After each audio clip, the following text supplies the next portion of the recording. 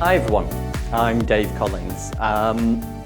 Today I don't have time for much by the way of small talk. I've got 119 slides to get through, so it's going to be tough. I'm going to cram a near impossible amount of information to the next 45-50 minutes or so. And the idea is this is the small talk, this is as far as it goes. So some facts to set the ball rolling a little bit. 70% of SEO is simple. If you arm yourself with some key ideas, invest a little bit in time, you can produce really good results. But SEO, in spite of that, is all too often neglected. And when it's not, people often do or focus on completely the wrong sort of things. So I'm going to try to make sure today that that doesn't happen to any of you. And my main goal is to actually show you how simple SEO can really be. Almost anyone can do it. That's 70% of SEO. It's doable. Everyone in here can do it. You arm yourself with some basic principles, make some good use of some pretty good tools that are out there, which we'll go through shortly. You need the ability to write well, and you definitely need the ability to just do it, to make sure that it happens. Also, SEO always works, usually. There's a guy who's actually at this conference who used our services a long time ago, 10 years ago. And about 8 months after we finished our working together, I met him at a conference, and he said to me, "Oh, you're Dave Collins." He introduced himself, and he said, "You're a really nice guy. You wrote some good content, really good stuff. Only one issue, it didn't make any difference. No difference whatsoever to our traffic from the search engines. Aside from that, he was happy." 4 months later, so that's a whole year after we finished our working together, I had an email from him basically saying, it works.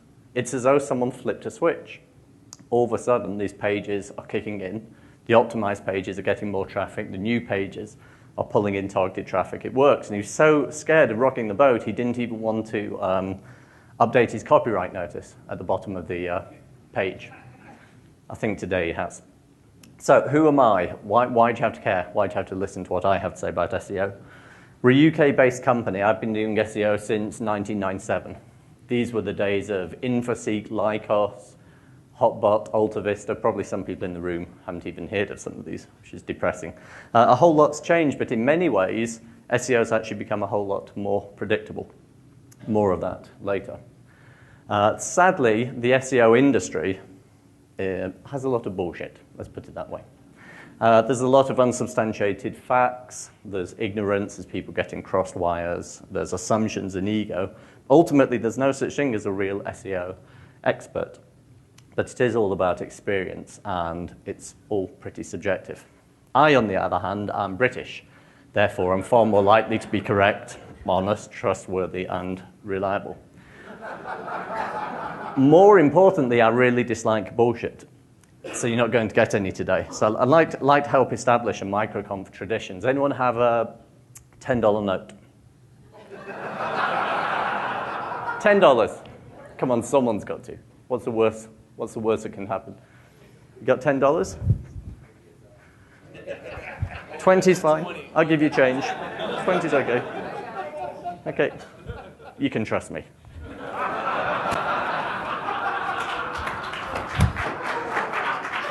Lesson number 1, never give money to an SEO guy until you know exactly what you're getting.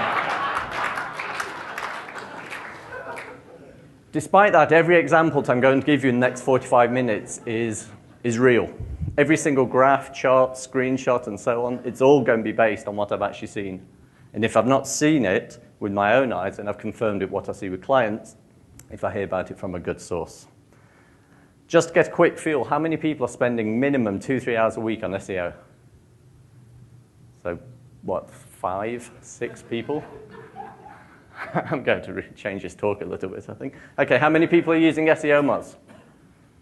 Okay, so smallish number, what, 15, 20 so? And Open Site Explorer?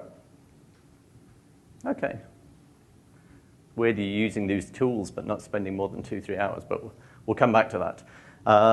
This is where you need to get a little bit interactive. Fill in the blanks. SEO is really... No one's going to remember you for what you say here. So feel free, shout it out. SEO is really... Black magic. Boring. There's two. Is that boring? That's one word. In the UK, that's how we spell it. There's no wrong answers in SEO, just stupid ones. So come on, throw them out. Okay, how about this? Every person who knows what they talk about with SEO, they are blank who are talking out of their blanks. What? 100%? 90? What about the last blank? Any ideas? Ooh. You're so polite here. It's not true what they say about Americans, is it? Okay, we'll come back to this. There is a reason for this. Flashback, about a year ago, I stood in the Hard Rock Cafe for MicroConf 2012 talking about Google AdWords, which kind of makes me a 1.5-trick pony in a way. What we discussed, these three parties that exist in the AdWords ecosystem, if you like, the advertisers, the users, and Google themselves. Well, guess what? It's the same people, it's the same parties. So let's start with you, website owners, SEOs. What do you want? What do you want from Google? Traffic? Qualified traffic. Who said that? I'll give you $20 for that. You want relevant visitors. You don't want any visitors, right? That's pointless. We want actually people who are interested in whatever you're selling. Google want relevant visitors to actually find you. It's SEO that actually bridges that gap. It's similar to marketing bridging the gap between the product and the buyer. And here's the thing, legitimate SEO, and we'll get into the specifics of that, legitimate SEO aligns your agendas with Google's, which is quite an important point. So what about users, people who go to Google? What do they want from Google? Answers, questions. They want more than that. They want help. And the reason they want help, Google released this incredible statistic lately. 30 trillion individual pages in the Google index. So we don't just want answers, we actually want the best ones to be hopefully in the top 2 or 3, so we don't have to click our way through millions or even trillions of results. What about Google? What do Google want? Sorry?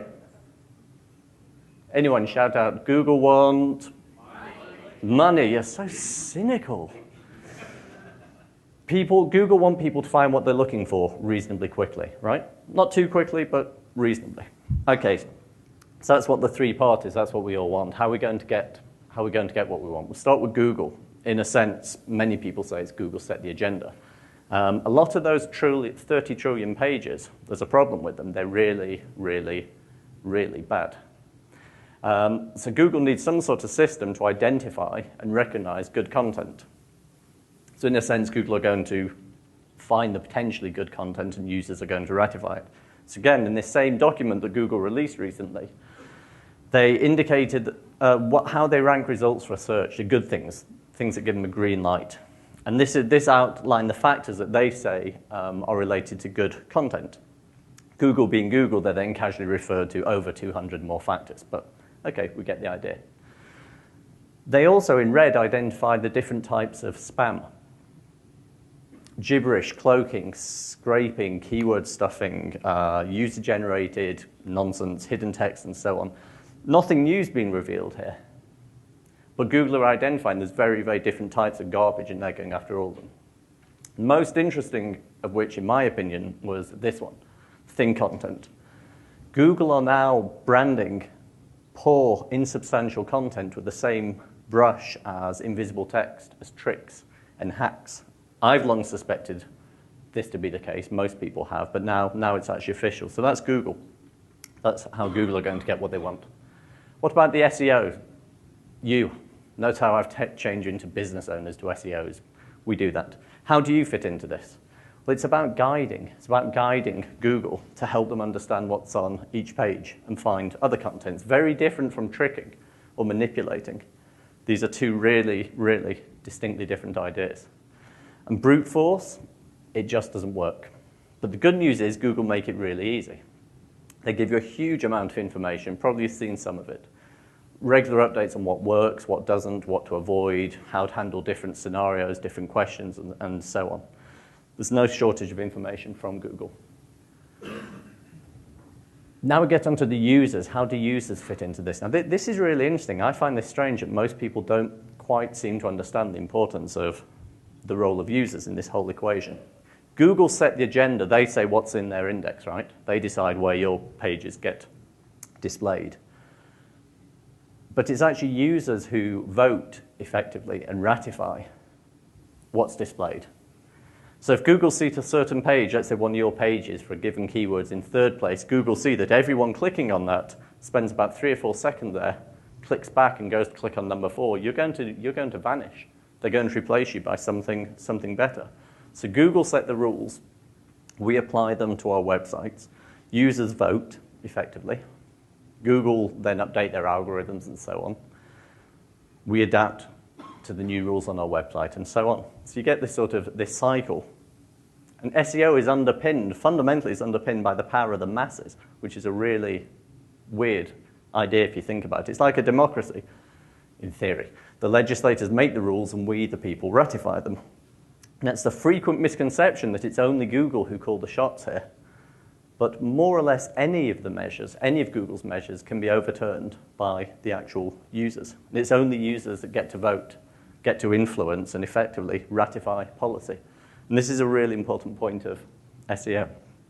And this whole SEO cycle, it aligns itself perfectly, aligns itself perfectly, only when SEOs give Google exactly what the user's looking for. And that's a really important point. You don't give Google what Google are looking for, you give Google what the users are looking for. So how do we do that?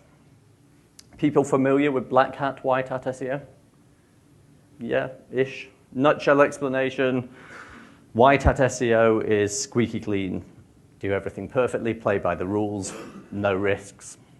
Black hat, you do anything possible to hack, manipulate, trick the system, whatever you can to get your site ranked higher, get more traffic. In my opinion, black hat SEO has become more or less an oxymoron, in the sense of SEO is all about optimization of your site so that Google can find it. Black hat is about using a whole load of different techniques that Google are really trying to find and stamp down on hard. But don't get me wrong, it's not a moral issue. It's not law. We did this sort of thing in the past, not literally this, but this type of thing, in the past we did it, and you know what? It worked. There was more room to manipulate, far more room to experiment. Remember things like keyword density, invisible text, one-pixel GIFs? A long time ago, we did that stuff, and you know what? It worked. It really, really worked. It was very much the era of experimentation. Today it's different. A whole lot's changed. Today, you don't need to incur a human review to actually be penalized. I've heard this 1,000 times, people saying, well, Dave, we're not CNN. We get 400 or 500 people a day from Google. We're below the radar. There's no such thing as below the radar anymore. Those days are long gone. It's become a thing of the past. And if you consider the ramification of using these tricks, black hat strategies, you have something that looks a little bit like this. You've got totally safe white hat all the way over to horribly risky, evil black hat. White involves less mistrust. In other words, Google trusts you. Black, more mistrust. I'm sure I could have phrased that better. But as you move from white to black, the level of mistrust actually starts to increase. And as the level of mistrust increases, so do the actual risk of penalties. And then look what happens. That line starts to move higher. With each crackdown, that changes. White hat's getting tougher.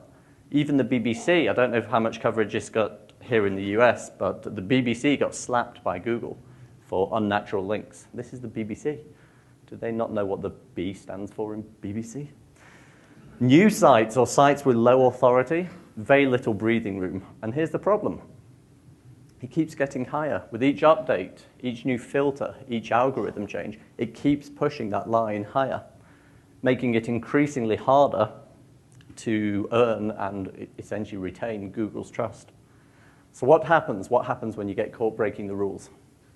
The term is you get slapped. Now in real life, beyond SEO, slaps are kind of funny, sting a little bit, or they're really quite serious. But no one gets hurt by a slap. It's a stupid name. Anyone here in this room get slapped by Google in the last year or so? Okay, did it tickle? Did it make you laugh? Or did it feel like this?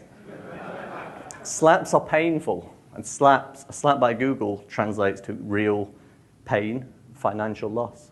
There's nothing funny about them. Businesses have been decimated. And this is what it looks like. We work with a company who were hit by a very early version of Panda. We took them on after they were hit, by the way. It wasn't anything that we did, obviously. They were getting something like 1,500 visitors a day from Google, 800 to 900 of which were really targeted, really, really good keywords, converted really well, brilliant. They got hit by one of the very early Panda updates, maybe the first one even.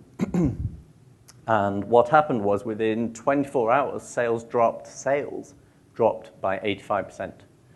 2 months later, 2 people in the company had lost their jobs, not because they did anything wrong, because there wasn't enough income coming in to pay their wages. There was nothing funny about it. It's a bleak picture. So what I'm saying is if you choose to follow or continue to follow Black Hat, your day of reckoning lies ahead. I really, really strongly urge you to consider what you're doing. If someone else is doing your SEO, ask them some hard questions. Make sure you know what they're doing. It's like signing off on your company accounts. It's not your accountant who's liable if there's any lies or discrepancies, it's you. And the same applies to SEO. So if you outsource your SEO, ask them what they're doing. Understand what they're doing. I know 2 people in this room, 2 people who've been burned by trusting an SEO company. Not me, obviously. So Black Hat is no longer a viable long-term strategy, so we're not going to focus too much on it. So let's talk about real optimization, even with these bizarre misspellings that you insist on this side of the Atlantic. A well-optimized page shouldn't look like this. You've seen pages that look like this, right? Anyone here? Keyword density, these ideas, you take your keyword, the keyword you're optimizing for, total number of words, what's the percentage? Actually, keyword density, and the best percentage is 1.5%, 3.2%. It's rubbish, it's garbage, it's bullshit. The best density is whatever happens to be produced by a well-written and authoritative and unique article. That's it. There's no figure. We ran a seminar on SEO for local business recently, and someone asked a pretty good question, which was what happens if you have a high density, a high keyword density, without actually trying to, not meaning to, not trying to trick Google. It just so happens, whatever reason, you've got that really high density. How do you know if you're breaking the rules? And it's a good question. But Google, as I mentioned, Google go into enormous detail on what you can and what you can't do, what they consider legitimate and what isn't. And in my opinion, there's actually very little in the gray area. It really is black or white. Good rule of thumb is if you're not sure. Imagine you're sitting in a room with these 2 guys from Google. Pretty unlikely, but they've called you in because they want to ask you some questions about your website. If you're sitting there sweating thinking, I really hope they don't spot that tiny link at the bottom. I hope they've not spotted that directory of respun articles. I really hope, surely Google can't figure out that we've got this link network going with all my college friends, right? If you're sitting there with those thoughts, you're going to be in trouble. Maybe not today, but at some point. If you're sitting there and saying, I don't care, I've got nothing tied, then you're probably okay. You can probably sleep at night. So let's look at some of the fundamentals that really underpin real SEO. Here's the interesting thing, this is worth mentioning. 16 years of experience with SEO, and the core techniques that we apply to our clients' websites haven't actually changed very much at all. Why? Because the principle of guiding Google always works, and it never gets you in any sort of trouble. The reason's quite simple. Google always have and always will be interested in good content, and that's it. Your role as an SEO is to give them that helping hand, to guide them, to make sure they understand what they're looking at. So SEO is driven by data. Every single SEO decision has been driven by data, based on data. The purer the data and the cleaner analysis, the more likely you are of a good outcome. We all know that, right? But we make mistakes. We make mistakes the whole time. Everyone loves data today. We all love it. Absolutely love. We're all data fiends, data addicts. We've got charts, spreadsheet, analysis, and so on. It's astonishing how often data is actually misunderstood from the beginning. And the real risk is, once you have that, it's labeled, no, this is data. You can't argue with data. We've seen so many examples of this where people have said, this is written in stone data. We can't argue with the facts, so be careful. And when I talk about data, I'm not talking about Google's algorithms. Chasing Google's algorithms, it's similar to chasing your competition, to always be one step behind them. Anyone doing that? Right. That's the idea. It's a really bad idea. The best case scenario, if you choose to chase the algorithm, is you're always going to be one step behind Google. The more realistic scenarios, you're always going to be 3, 4, 5 steps behind what you think Google are doing, and that's pretty different. Terms and conditions apply here, obviously, but up to a point, if you give Google what they want, you can more or less ignore the algorithms, ignore the filters, ignore the updates, because Google aren't interested in punishing legitimate content. It's all pretty much common sense to this point, right? And you can steer clear of any tricks. It doesn't matter how clever. The different formulas people have, link maps, directories, reusing content. Good content doesn't need to be clever. Good content is good content. And it doesn't matter how clever the idea is, whether it's your idea or something that you've read about or come across, it won't work. And if it does, it won't work for very long. And when that day comes, you could really end up regretting it, really regret what you've been doing. Which brings us neatly onto Panda, Penguin. It's what Google have been doing to clean the pollution, clean up this mess. People have heard about this, yeah, Panda, Penguin, exact match domains, all these different things. I'm not going to go into the specifics because they don't matter. It doesn't matter, it's irrelevant. They're all the same thing. It's getting rid of the garbage. It's getting rid of the really bad results, the really bad content. And the scale and pace of ongoing development is absolutely amazing. Some people are a little bit concerned right now. Why? Because it's gone quiet. Nothing much has happened for a few months now. So the paranoid are starting to think something huge coming, and maybe it is. Probably it is. So the question is, will the updates get worse? Anyone see bad results in Google anyway, at all, nowadays? Or you're 100% happy you're finding only good quality content, right? There's bad results out there. So it's going to get worse. So why Google doing this? Why do Google care so much about this? Why do they need to clean up the mess? It works, right? We all use Google. We all use it. There's some pretty crappy results, but it's part of life, right? There's one reason why Google are doing this, and it's a pretty big reason. And it's that $50.2 billion revenue in 2012. That's why they're doing this. Imagine you go searching for Google, and you know what you're doing. You search for whatever it is you're trying to find an answer for. Click on the first link, rubbish. Second, rubbish. Third, and so on. How many times will that experience have to keep running and repeating itself before you actually start to think the unthinkable and think, maybe I'll have a look at Bing. Maybe I'll have a look at Yahoo. And this is what Google have got to deal with. This is what scares Google. This is the threat that they face if they don't deal with spam. Most of their money obviously comes from ads. So in a sense, the whole organic listings, the ones that we're working so hard on to get a good rankings for, they're little more than a platform for ad delivery, essentially. But this doesn't detract from the value, even a little bit. Not for you, the website owners, not for the users of Google, and not for Google themselves. So Google have got a whole lot to protect here, 50.2 billion reasons to do this. This war on quality has only just begun. But give Google what they want, and everyone gains. Some people in this room, guaranteed, are thinking of going head-to-head with Google. You might not want to stand up fast for a show of hands, but some of you thinking, yeah, but I've got this really clever idea. Google will never figure this out. So you think of going head-to-head with Google, think about what you're up against. You're up against the #1 search engine, Google. Don't overlook that. Think how much data they have in there. They run analytics on Google. Can you imagine? That's an analytics account I would really like to see. #1 browser, #1 mobile operating system, ad display network, web analysis tool. The odds are pretty hefty, let's say. So if you like this crazy romantic idea of taking on Google because you're smart, you can beat Google, realistically it's not going to happen. But you can work with them, guiding them, steering them, helping them. That really, really, really works. And it's not only Google who stand between you and your dreams of massive volumes of traffic. People familiar with not provided? Yeah, few, not many. You notice this when you go into your analytics and you look at the keywords and you start seeing not provided? This was introduced October 2011. Google had this brilliant idea. They said, if you're logged into any of our services, any of them, Gmail, AdWords, whatever, you go to Google, they're going to automatically divert you to the secure Google, HTTPS. Okay, what's the big deal? The reason is quite simple. How many people in this room right now are logged into, most people have got laptops here, logged into Gmail, Blogger, AdWords, Analytics, AdSense, most of you, right? You go to Google, carry out a search, click on one of the links, That will show up in the analytics account as an organic search, but it's not going to give you the keyword. It's going to be written up as not provided. And that's a really big problem.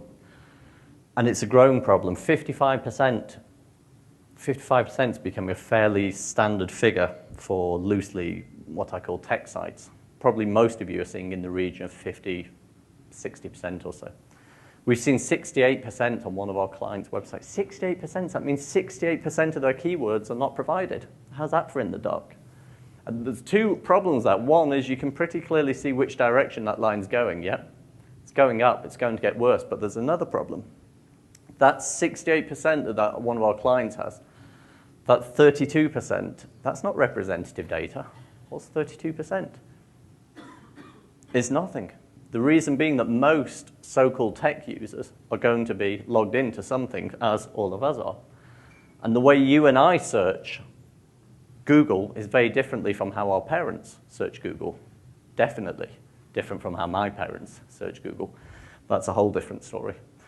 So this data is no longer representative. Google Webmaster Tools is a partial solution. We'll come onto that shortly. That's a big problem. Do not track's another problem. Right now, I think it's optional still in all the browsers, but that's going to change. The fears, the paranoia that people have about online privacy, doesn't matter whether they're justified or not. It's growing. It's an ever-growing issue. And you can expect the service providers like Google to protect their interests, meaning there's going to be more of this. Okay, so you know what's going on. You've got a feel for what's going on in the Google world. And you know why it's happening. So what lies ahead? Well, generally in life, I'm reasonably optimistic. Not so with SEO. I think a lot of pain lies ahead. Even if, I still wince when I see it. Even if you're 100% clean, things can still go belly up. Your competition can beat you. It's that simple. Negative SEO could be applied to you. That hurts. Dodgy firm could get you slapped. You could even be slapped for something you didn't even know was wrong. 2 people in this room right now, they know what I'm talking about. As well as pain, there's more frustration. It's hard. SEO is hard, and it's getting harder. It was a whole lot easier when I started in 1997, really easy. Few people even knew what SEO was, never mind actually did it. So yeah, there's going to be more frustration. There's also going to be more punishing the innocents, collateral damage.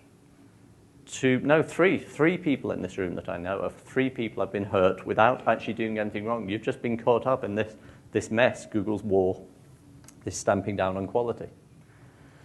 There's also going to be less accuracy, more extrapolation. We've just looked at not provided. Most of you probably seeing 50, 60% or so not provided. So there's going to be more interpretation, more extrapolation. What the core facts, the real, actual facts are going to dwindle away more or less to nothing. It's an amazing step backwards. I actually believe that in 5, 10 years or so, people are going to look back to where we stand today, and certainly 5 years ago, and say, these were the days when we had data. We had amazing access to keyword data. And that's going to more or less dry up. It's going to get worse. It's hard and it's going to get harder. But those with SEO skills will definitely rise above those who don't have them. So enough complaining, yeah? Let's talk about what we're actually going to do about it. It starts with keywords. Now, this is a really important point. Keywords are not the holy grail. Reason being, users don't go looking for keywords. They go looking for solutions, go looking for answers. Google go looking for keywords. But keyword research lies very much at the heart of the process, if you like. It's the base. It's the base in which you build everything else on. You get the wrong keywords at the beginning, everything you're doing beyond that point is wrong, wasted. Futile, can even damage you. But what you don't want to do, is what so many people do, is get this huge list of hundreds of keywords and effectively just vomit them out all across every single page, all over the place, and let's see what happens. The idea is you identify one main keyword for each page, just one. And this is quite important. Why? Why just one main keyword? People familiar with this illusion, I suppose you can call it. The candlestick, the face. The amazing thing is the human brain can only settle on one perception at a time. I almost did myself damage, I think. I was so determined to see the face resting on the candlestick, something weird happened to my eyes. And that's our brains. We are pretty amazing. Our brains, well, your brains, I'm not sure about mine, they're pretty incredible. Google spiders, Google system is surprisingly simple. It's surprisingly primitive. And not to a point, they're only going to identify one main subject, theme, if you like, of a page. So once you've got your single keyword, what then? How do you write good content for Google? Well, the answer to that is you don't write good content for Google. You write for the people. And which people? Loads of people. The people who are looking for your solution, the people who are interested in what you sell. It's all common sense, right? No one's going to write this down, or few people are going to write it down. But they're tricky to find, and you may well be in this scenario that a lot of people say that we actually, for all the keywords we only actually have one or two that are really effective, really, really good keywords that account for most of our sales, most of our conversions. Anyone familiar with that? So how do you deal with that? How do you deal with just having one or two real keywords? You can't optimize every single page. I've seen a site that did this. They optimized every page on their website for one keyword. They thought it was a really smart idea, but effectively they're just competing with themselves. They've only got that one shot to show up as for a result, and it's a lot of missed opportunities. So you go for long tail, 3 or more words. It's more specific. This is how people search. So as an example, we were at the company that sold network monitoring software. Now, optimizing, going after the keyword network monitoring software, really, really, really tough. We had to do it, but we're not going to put all our eggs in one basket. We're going to reach out for other things. So we wrote content for things like free network monitoring software, software to monitor your network. How do I monitor my network, and so on. Here's the amazing thing is, when you do that and you get it right, Google soon start to figure out that your site is actually an authority on network monitoring. And if you get it right, this long tail starts to boost even the shortest of tail keywords. You need to work on it. You need to be patient. You've got to churn out good quality content, but it works. And I know, again, a few people in this room who can share that experience. So keyword research process, I'm going to go really quickly. I'm really getting behind. This is how I carry out keyword research. I do this too many times a week. It starts with pen and paper. I am not a pen and paper person for a whole load of reasons, but keyword research is really good. Start with pen and paper. Then you go into analytics. Don't do it the other way around. If you start in analytics, it's like putting blinkers over your eyes. You see a line, linear line here and here and here, and you've only got these sort of misconceptions. Start with a brainstorm, ideas all over the place. Then you go to Google, have a look who's ranking for this. You'll start to see the same names over and over again. Then use your keyword research tool. We'll look at that in a moment. Then you want to identify this primary keyword, this main keyword for each page. Then your supporting keywords. I'll show you how that works in a moment. Then you go into analytics to see how we're doing for this keyword. How much traffic are we getting right now? And not only how much traffic, but which pages are they actually landing on, and how long? Then you've got that little dilemma. If the good keyword, what you think is a good keyword, but people are coming only spending 5 or 6 seconds, is it because the keyword isn't so good? Or is it because the landing page isn't so good for the keyword? Got all that fun to figure out for yourself. Then you've got the actual analysis where you put all this data together. And then you have this heart-stopping moment that anyone who works in SEO is familiar with, the decision time. Do I optimize an existing page and risk breaking it? Or do I create new content, doesn't exist before, no one's linking to it, Google doesn't know it exists, start with a blank page and wait weeks, months, or longer for it to start ranking? You make the decision, create the content, link it in, and your job's done. So I'll show you how I research keywords. Really simple, and it's unbelievably effective. Do a search on Google for Google Keyword Research Tool. Guess who wins? Guess who gets the first spot? Most people use Google Keyword Tool? Some? Okay. Thought there'd be more. If you see something like this with the captcha, you're not logged in. It's better if you log into your AdWords account. You don't have to be, but you get more results and you don't have the captcha, and it looks like this. And I hate Google's captchas. Don't work with my brain. So carry out keyword research. So for this example, going to do keyword research for the phrase email software. So search for email software. You don't want that tab. Where's the laser? You don't want that tab there. The ad groups ideas. You want the next one long. Keywords ideas. They give you typically 801 usually results. So then you simply download the data, download the CSV, open it in Excel. So then you get something that looks like this. It might vary a little bit depending on what columns you've got set, but basically you're not interested in any local data, I assume that's the case, and you're not interested in any paid CPC data, so you get rid of those. And what you have left are 3 columns. You've got the keyword, you've got the level of competition, and the number of searches. Level of competition, in theory, is a number that goes from 0.01 all the way up to 0.99. The lower the figure, the lower the competition. Then you've got the number of monthly searches. Bizarrely bullshitty figures that Google give you, but still better lies from the people that know that than lies from people who are absolutely clueless. So it's something to go on. What you then have to do, you need to factor in both these things. You don't want to optimize. You don't want to spend time creating pages of content for a keyword that you get 4 searches a month, right? So you want keywords with a high level of content, but ideally, you also want keywords with a fairly low level of competition. So you need a way to factor both in. I use a really simple formula. I call it, a little bit tongue-in-cheek, KPI, Keywords Performance Indicator. And all I do, it's the monthly searches squared divided by competition. That's it.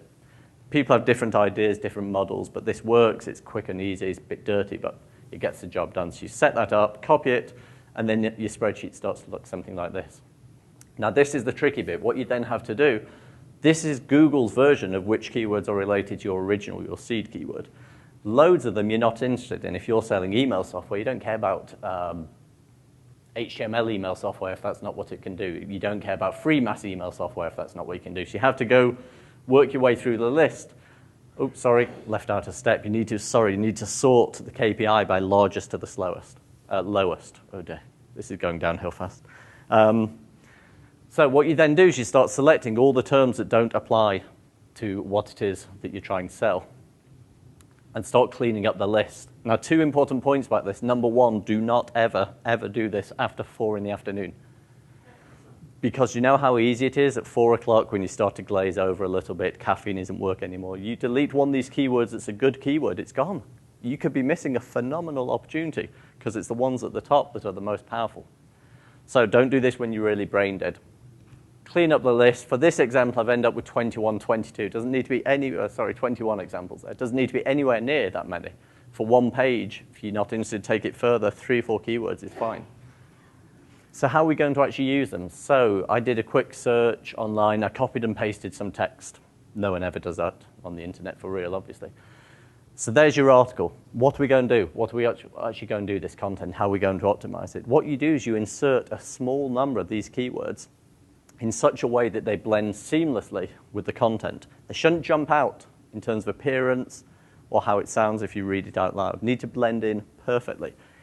If they stick out when you read it out, you're not doing it right. And an article like this has got a reasonable chance of ranking well. Why? Because the keywords are more or less invisible.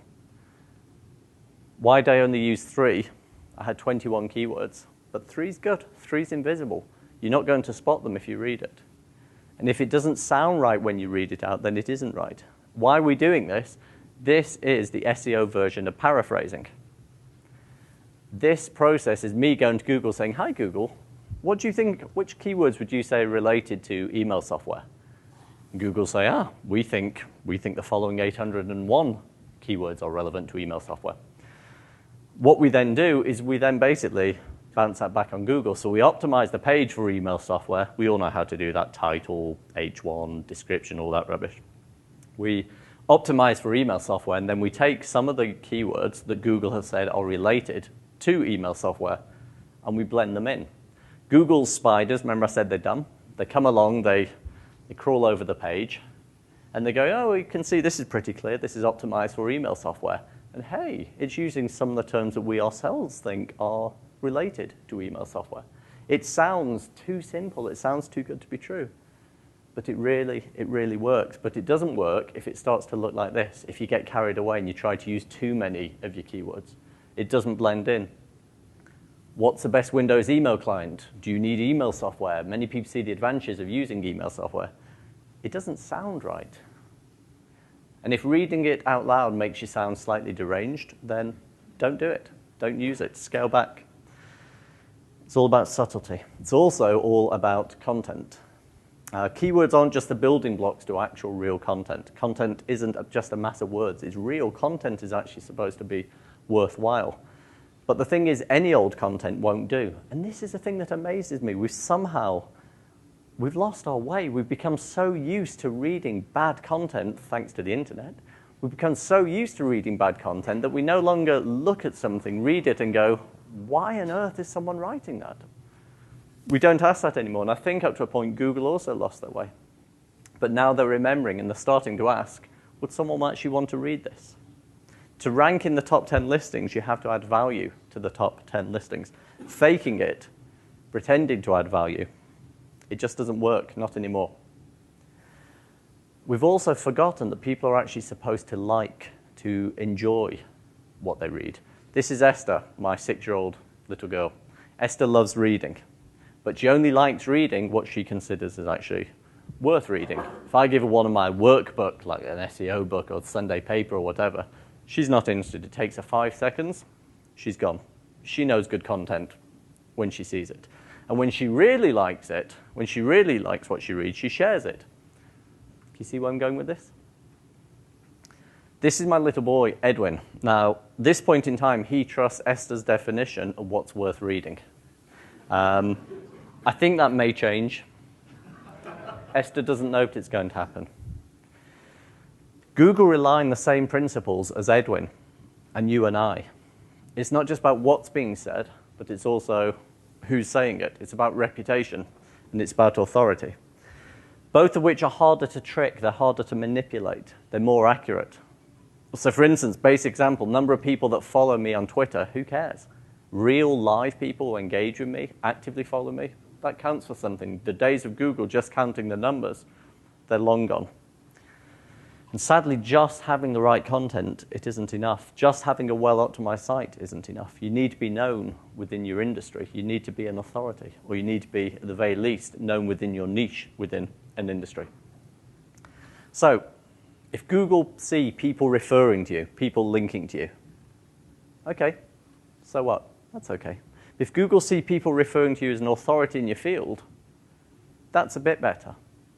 But if Google see relevant people referring to you as an authority in their field, that's the best of all. Someone unknown to Google, not so good, doesn't count for anything. Let's also not forget links, getting tight for time. I knew there wouldn't be time to go into this, so I'm just going to fly through this. Ignore the idiots who say the days of links are dead, finished. It's nonsense. Quality links still matter. You small businesses, you don't have a lot of time. I can relate to that. We're only 5 people. We have no time. You can set yourself a really simple goal of getting one or two decent, real links a month. A year or 2 from now, you're going to start seeing a difference. That's worthwhile. Using a $49 piece of software to get you hundreds or thousands or tens of thousands of links, it's a waste of time. It's all about quality. It's also partly about rankings. Personally, I think that rankings got less relevance than before. First of all, there's the issue of where you're actually based. So someone carrying a search on the East Coast will see different results from someone in the West Coast, and someone in the UK will see different results again. I got my directions wrong, didn't I? But you get the idea. Whether you're logged in, if you're logged in, you see different results. Most importantly, the position or rank is actually only relevant in light of who's above you. So many years ago, I was trying to remember this last night, there was a keyword that I became unhealthily obsessed about. Something like software marketing services, something like that. And whatever I did, we could only get to 3rd place. Until it took me quite a few months before suddenly realized it didn't matter. The person in first place, the company in first place was an e-commerce company who sold a vague, wishy-washy marketing service. No one used it, didn't matter. Person in second place was someone who wrote a blog about software marketing. He wasn't selling it as a service. His software was nothing doing that. So it actually didn't matter the fact that I was in 3rd place, because I was the very first website listed in Google's results that actually was a service, actually was what people are looking for. So, okay, how do we get lots and lots of quality visitors from Google? You write content that deserves to be ranked highly. It's that simple. People searching for your keywords actually want to read your content. It's got to be better than most, if not all, of the content that you're competing with. And this works. Anyone with a decent blog can testify to this. Jason Cohen and Patrick McKenzie both write phenomenal content. incredible content on their blogs. I don't actually know their precise individual aims in doing so, whether it makes good business sense, it's a mental sounding board, it's altruism, I've got no idea, but there's no doubt it helps cement their position of authority, their status, their relevance. And Google won't look at this as random content. The content that you write isn't random content, it's content that you write. It's relevant to you. So what do Google know about you? Or more specifically, what do Google know about you from your website? Little story. I wasn't sure whether to share this or not. People know what good night bed mats are. These things, if you're training a child, if that's the right word, trying to get a child to not wear a diaper at night, and if they wet themselves during the night, this thing sits between the sheet and the mattress and soaks up. So it turns a sort of a disaster into something that's just a bit messy. No one in this room knows that until recently, I laid good night bed mats all over my office floor every single night. And I'm not that old, 43. No one knows that. Why? The reason is we had a dog called Kelev, who's 17 and a half years old. Pretty deaf, pretty blind. He was fine during the day, but at night he became a little possessed. And at night, the only place in our home that he felt safe was my office. And the only place where he wanted to pee all night was my office. So every night, that was my routine. I'd go in and put these things all over the floor. Usually, I don't tell people that story. You're probably wondering why I'm telling you now. There is a reason. Google actually know what you tell them. They only know what you tell them. And if what you tell them is relevant to your business, that's a good thing. SEO, it mirrors real life. We're judged by our actions, by our views, what we say, and even who we say them to, who we associate with. So some facts about me. I was born in Manchester, the real Manchester, the UK one. I hate the word awesome. I really do. My dog peed in my office probably 2,000-3,000 times, to be honest. Been in business since 1997. I was the worst soldier ever in the Israeli army, inept rock climber, a whole load of stuff. Most of these aren't on my website, my company website. Why? Because they're not relevant to what I do, but these things are. These are relevant. So you decide what Google sees. You actually are in full control what Google see on your website. And services like Visified, people familiar with Visify? One of the things they do is they show you the words that you say most commonly on Twitter. So I had a look at myself, and apparently I talk a lot about Google, SEO, search, marketing, AdWords, and whatever. Note there's no mention of incontinent dogs in there because that is not relevant to my business. If the words in your Twitter stream, if your words are relevant to what you do, what you care to be associated with, that's a good start. You're sending out the right signals. There's data out there. This is the thing, we're so used to, we're the data people, right? We work with data. But it works both ways. There's data out there about you. Data that can ground you, but more importantly, data that can actually define you. And as we said, SEO is driven by data. So I'm really running out of time, so I'm going to go fast. Google Webmaster tools on the subject data. People familiar with it? How many people using it? Okay, it should be pretty much everyone. If you've not used it in a long time, you're going to be amazed. People pay for services that contain less information than is sitting in your Google Webmaster tools. It's amazing. I would say it's awesome, but I'd choke or throw up a little bit or something. At the very least, you need to log into your Google Webmaster Tools account once a week on the same day, download it, screenshot it, Evernote it, whatever, macro it if you're clever. So some of the big tools that are out there that we use. Keyword research, we use Google's keyword tool, as I already mentioned. For years, we said it was okay. You get what you pay for. It's free, but it's better than nothing. Today, it's really, really, really good. We also use SEMrush, pretty good. And Word Tracker we used to use, but you might like it. In terms of actual power tools, already mentioned SEO Moz, Raven tools. People familiar with Screaming Frog? It's brilliant. It works, a downloaded app, works on your desktop, works on the Mac or PC. It basically crawls your site and gives you tons of information, more than you can imagine, about different redirects, dead links, duplicate titles, missing tags, and so on. It's brilliant, really good tool. In terms of watching competition, Open Site Explorer is phenomenal. Nothing comes close when it comes to understanding why the sites that rank above you do so. But here's the thing, here's the problem. I know more than a few companies who have all the tools, all the apps, all the subscriptions, the books, and so on, but they don't use them. They just never get around to actually doing SEO. And I find that bizarre. This is Penny. Penny is our golden retriever, white golden retriever. I still don't understand that. She came into our lives around 8 months ago. She brought my family a lot of joy, a lot of laughter, a lot of running around. She also chewed 4 holes in the wall, ripped 3 pairs of jeans and more T-shirts than I can actually remember. And that's before the expensive food that my wife insists is absolutely vital, the vet bills and so on. Penny is a beautiful dog, but she was a really, really, really bad investment. SEO, on the other hand, SEO is a good investment. How many people are actively engaged in SEO? And that I find amazing because you people are proactive. You've taken time out from your families, from your work. You've got on a plane. I assume you paid for your plane flights. You've registered for the conference. You're paying for this hotel. So you're the people who are more proactive about growing your businesses. Your competition aren't here. So if you're the most proactive, so few of you are actually actively engaged in SEO, can you imagine what your competition are doing? And that tiny minority that are doing something, most of them are doing it wrong. So it's time to stop meaning to get around to SEO. SEO works. SEO really, really works. It generates sales. It shouldn't be this thing that constantly gets pushed down to the bottom of the to-do list. It's an investment. So now you hopefully know a little bit more about SEO than you did when I started talking. Let's see, you know a little bit more about me. Anyone care to fill in the blank? SEO is really...